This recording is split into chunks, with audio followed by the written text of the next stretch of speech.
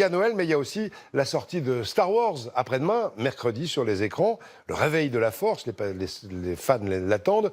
En tout cas, Star Wars, c'est une série qui a des passionnés prêts à dépenser des fortunes pour tout ce qui peut la concerner. Évangéline Barbarou et Arnaud Ifergan.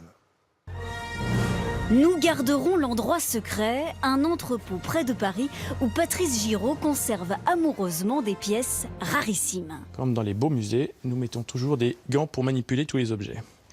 Donc là, vous avez un R2D2 original de l'Empire contre-attaque. Et là, vous voyez, vous avez le moule du comédien qui rentrait dans R2D2. On a un personnage du film, finalement, là. Seul le créateur de la saga, George Lucas, possède lui aussi des R2D2 originaux. Celui-ci a été récupéré directement auprès du fournisseur du film dans les années 80 et sa valeur est aujourd'hui inestimable. 500 000, 1 million, 2 millions.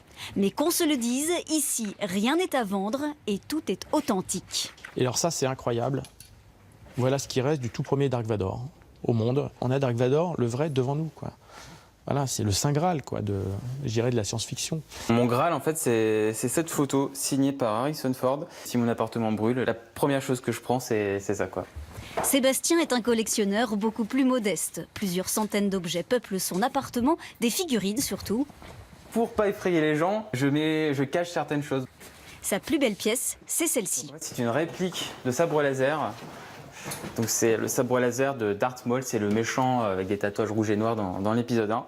Un sabre édité en nombre limité et qu'il retrouve par hasard ici, sur ce site de vente aux enchères.